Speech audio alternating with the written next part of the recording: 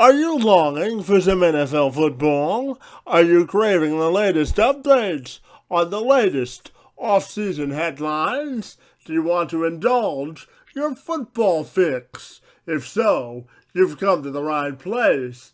Because you see, Andrew Marden, the sports director of KGPE and KSEE-TV in Fresno, California, stopped by the Two-Man Advantage podcast over the weekend to get you up to date on everything you need to know. Andrew, first of all, we want to take the time and welcome you to the Two-Man Advantage podcast, and we're excited to talk some NFL football with you this afternoon. Yeah, absolutely. Well, I went to the last two Super Bowls, so I do have a unique perspective on what the 2017 season is going to be like. Well, let's start there. What do you think about what happened in the Super Bowl and about Atlanta's collapse and the way New England was able to come back in that game? You know, it depends what side of the coin you're on. I'll start with the Falcons side. Dan Marino is one of the greatest quarterbacks in NFL history. He went to a Super Bowl one time in his NFL career and never made it back. If Matt Ryan never makes it back to the Super Bowl, he's going to have to live with the fact that his team had a 28-3 lead in the third quarter of the Super Bowl and blew it. So the Falcons blew that game, but at the same time, the Patriots came back to win it. Tom Brady engineered the largest comeback in Super Bowl history, and they were down and out. Nobody thought the Patriots were going to win that game, including myself. I was in section 661 watching that game like millions of people on TV. The Patriots played well enough to win, but the Falcons also lost it. So depending on whether you're a Falcons fan or a Patriots fan, you're either incredibly happy or incredibly sad, and that feeling's not going to go away. Now, when you look at the psychology of this for the Falcons going in to next season, how do you think it will affect them moving forward? You know, that's a really good question. Sometimes the psyche of losing a game of that magnitude stays with you for a long time, and we know they don't have Kyle Shanahan anymore as their offensive coordinator. He's now with the San Francisco 49ers, so it'll be really interesting to see if Steve Sarkisian can step right in.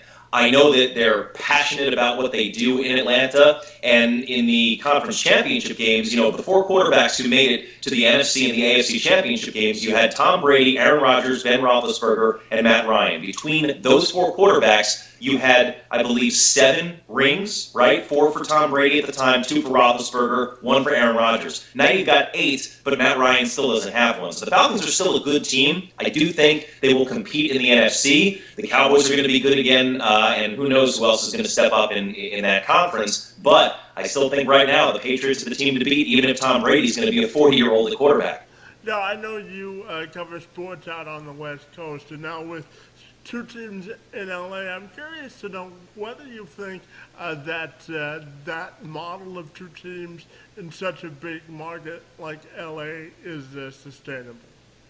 Absolutely. I think the problem, though, is one of those teams is not the Raiders. The Raiders have a huge fan base in Southern California, and so had it been the Raiders going to temporarily Carson or Inglewood eventually in the future, I think more people would be apt to say, okay, we're accepting of NFL in Los Angeles. I do still think that there are more Rams fans than Chargers fans, and the city is big enough that it can sustain 2 teams, but the Raiders are the fan base for California, and where I am in Fresno, it's kind of split. It's about 60-40 Raiders, 49ers. People here love Derick Carr because he played at Fresno State. He's from Bakersfield, which is about 2 hours south of where I am. People are in Vegas are excited about potentially getting the Raiders, but I think if the Raiders were one of the teams in the Los Angeles area, then I think there might be more of a buzz. But still, it's NFL and it's in the second largest market in the country. So I think fans will show up, but you know, there's a lot to do in LA. So it'll be really interesting to see how those 2, you know, programs are able to compete against the likes of USC and UCLA when they're good. Now, just one follow-up. Do you think the Chargers did everything they could in order to remain in San Diego, or was it a foregone conclusion that they were going to move? You know, there's some insight to your question there, Kevin. I think the Chargers would have liked to have stayed, but they kind of drew their line in the sand when it came to getting a new stadium. They didn't want to have to pay the premiums of Qualcomm, which they also share with the San Diego State college football team. So I think the Chargers would have stayed if the city was willing to fork over some money to pay for a stadium. It's the same thing with the Oakland Raiders. The Raiders would stay in Oakland in the Bay Area where they have a huge fan base. They just don't want to share a stadium with the Oakland A's. Why should a football team have to share a stadium with a baseball team? I mean, it happens in football. The Giants and Jets do it on the East Coast. If they had $1 billion stadium and it was all state-of-the-art and brand new, great, but the Coliseum is falling apart. So it all has to do with the stadium, money, and the support of the cities.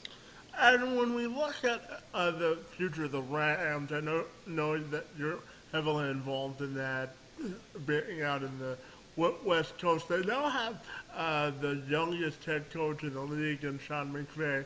I'm just wondering your thoughts on the hire and how you think it'll affect the number one pick from last year in Derick Carr. You know, that's probably the most interesting thing that I'm looking forward to, because when you have a coach who's that young, and we saw it with Lane Kiffin a few years ago, I guess several years ago now, when he was the head coach of the Raiders at the time, the youngest coach in the NFL, it's not necessarily his age, but it's his lack of experience. When you have veterans on the team who are older than the coach, it's tough to listen to a guy who's younger than you, but kind of is your boss. Now, I'm not saying it won't work. It certainly is an interesting experiment. But in the case of Jared Goff, the problem is Jeff Fisher was not really committed to him. They kept saying he's our future, but we're not ready to put him in right now. And Case Keenum got the start last year. So I don't know how McVay will do, but I do think it'll be really difficult for Jared Goff because he's not McVay's guy. He was the previous management and the previous coach's draft pick, even if Jeff Fisher didn't necessarily come out and support taking him number one overall. So I think they'll give him every chance to succeed, and they're paying him a lot of money, but I don't know if he'll be successful. I'm really intrigued to see how that plays out. Just your personal opinion, how or who do you think needs to succeed more in the LA market to make this successful, the Chargers or the Rams?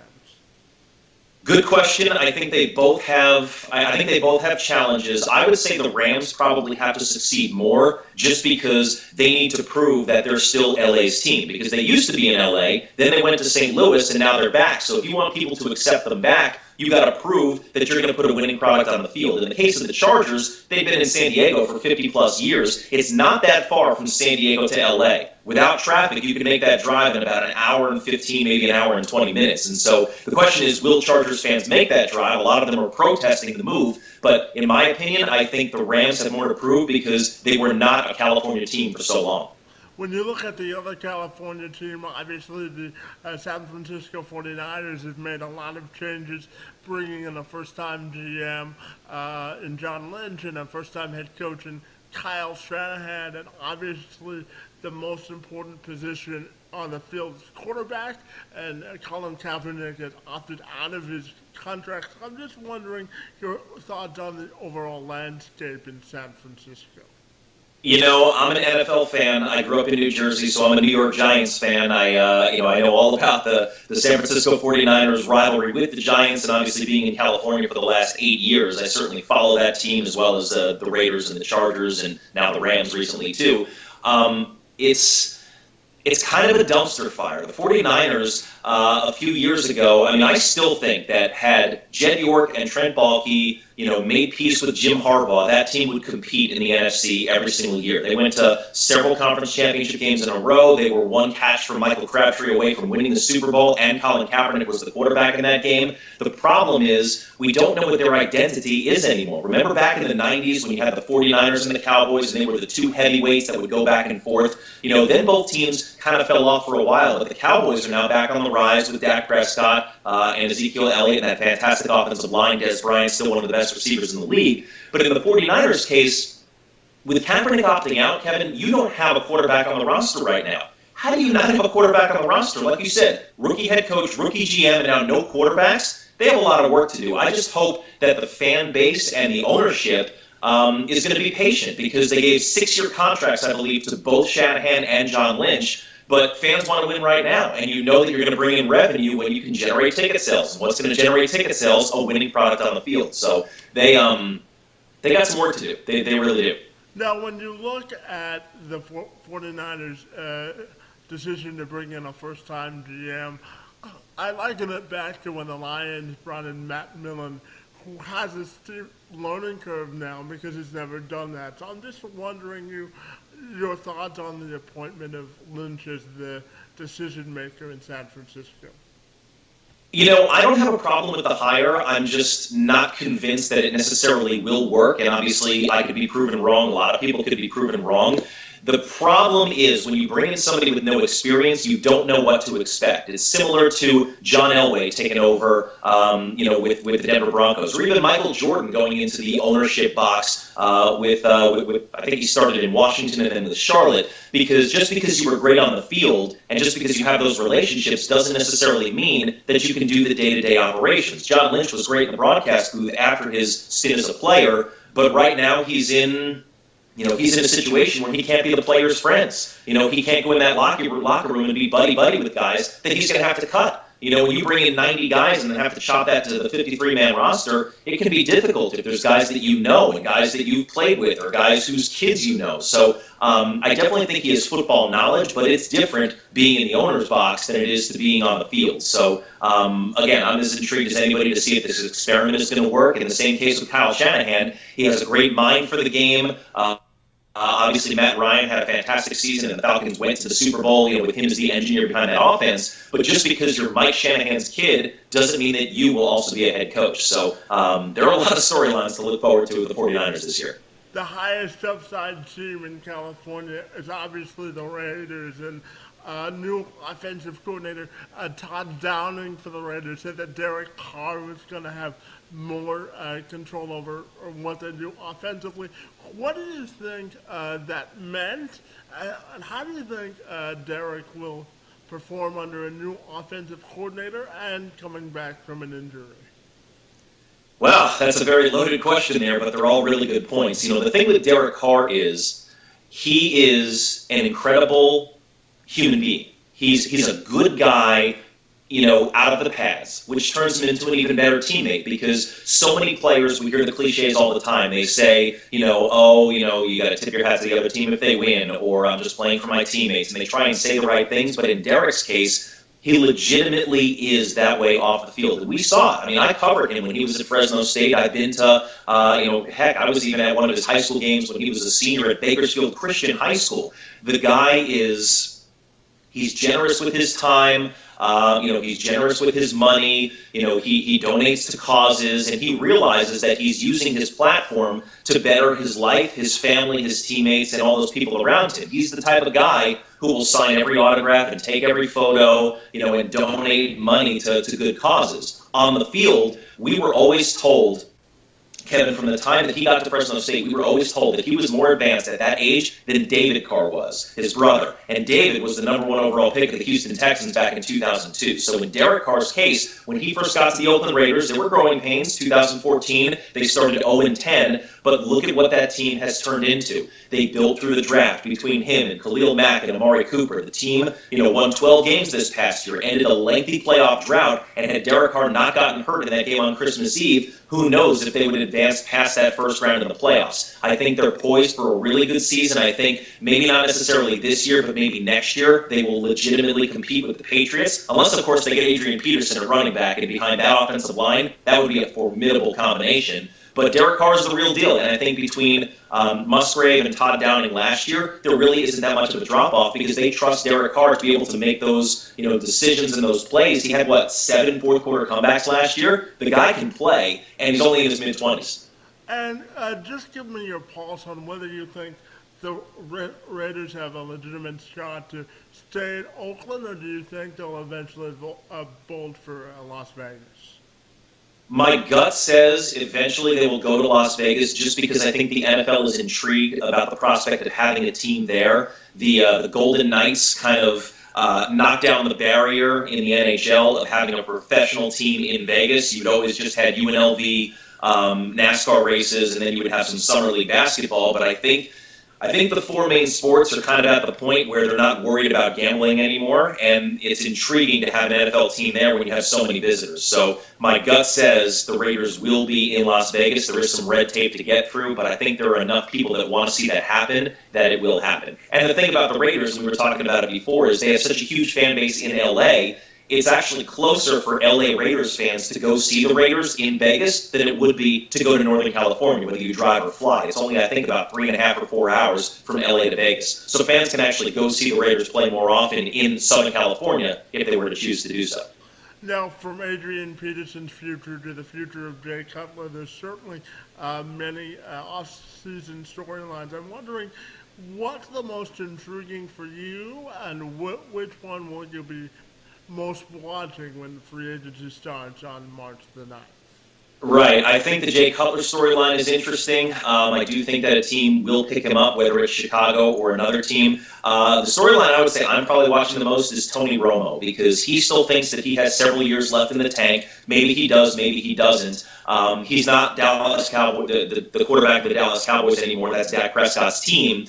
But what's really interesting, I saw a couple of contrasting points on this. Tony Romo, if he wants to play and he can go someplace else, maybe he lands in Denver with a team that was able to make it to the Super Bowl a couple of years ago with Peyton Manning as an aging quarterback because of the defense and because, of the front office intelligence. It goes back to John Elway and Gary Kubiak, obviously knowing what they're doing. But in Tony Romo's case, if he wants to play, he could go to another team, but if you're that other team, would you really want to give the guy $10 to $12 million to potentially get hurt? Because people seem to forget that, yes, he is a name and he can actually win games for you, but he's always hurt, and when he's not hurt, he's inconsistent, especially in the playoffs. So if I'm Tony Romo, do I stay in Dallas where I'm beloved and, be a team guy and a contributor, or do I go someplace else and risk what could potentially be goodwill going out the window? We saw it with Brett Favre. When Brett Favre left the Packers, he went to the Jets, he went to the Vikings, and people, when he was with the Vikings, he was actually close to taking them to the Super Bowl, but people in Green Bay hated him for it because he went to their biggest rival. Imagine if Tony Romo goes to another team in the NFC East. I know all those teams are pretty much set right now, but just hypothetically, if he were to go to the Giants, Eli Manning were to get hurt and he were to play, think about how Cowboys and Giants fans would react. So either way, he's going to get paid. It's just interesting that he feels like he's got several years left and the team agrees. Now, this weekend is the NFL Scouting Combine as a preload to the draft. So I'm wondering, what's your most intriguing headline that you're going to watch this weekend as the Scouting Combine progresses? Personally, Kevin, I've never been a huge fan of the Combine because I feel like a couple of tests on a field with no defense doesn't really show what you can do during game time situations. I understand the importance of it, and you want to measure up against other guys with the same skill set, and even if you come from a smaller college, you have more to prove than if you go to, let's say, Alabama or USC.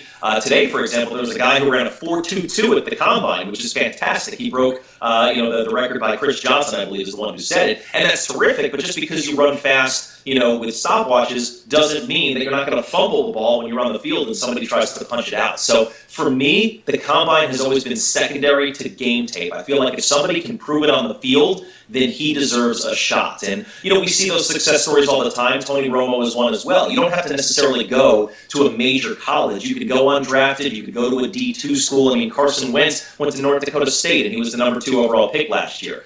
How many times Tony Romo is another guy who went to Eastern Illinois. Jimmy Garoppolo didn't go to a big school. Ben Roethlisberger went to, Miami of Ohio. So to me, the Combine is secondary. I would probably, if I was a GM or a scout or a coach, I would use it more to get the the football knowledge and the acumen from guys. I want to make sure that they can walk and talk, that they're coachable, more so than their skill set, because you have all that game tape that you can look at. That's just my own opinion.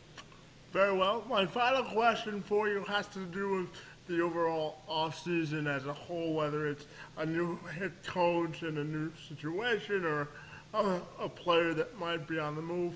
What else would you like to share with our audience about the upcoming offseason around the league?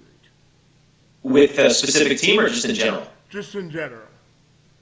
In general. The thing that I would like to see is, I would love to see those Thursday games go away. I don't think people like the Thursday games. We know the players don't like those games. The networks love it because they get extra revenue. But for me, I think those games, for the most part, are not really competitive. To turn around, and if you're playing on a Sunday and then have only a few days rest and then have to be the team that travels, I think those are really difficult things to do. But just, having the teams that for so long were the bottom feeders in the league, actually be competitive and, be relevant again. You talked about the Oakland Raiders. We were talking about them for a few minutes. I mean, they were a team that were a laughing stock for so long, but the league is better when the Raiders are good, and they're good again. The Patriots, whether you love them or you hate them, they are one of the best teams in the NFL and have been for the last, 15 years, almost 20 years. And then you have, kind of those underdog stories that play out really nicely. I mean, the Houston Texans making the playoffs last year after Brock Osweiler, signed that huge contract in the offseason, and then it turned out he wasn't the guy, so they ended up benching him and then going with the backup. Seeing the Dallas Cowboys make that resurgence where they could beat basically every team in the NFL except for the New York Giants, and they didn't want to see the Giants in the playoffs, but it turned out that they ended up losing, to the Packers. So I would say just, the main storylines to me are seeing those teams that, weren't good for a long time that are starting to get good. And then I think the question that everyone wants to know is when are the Cleveland Browns going to actually find a quarterback? I can't even know.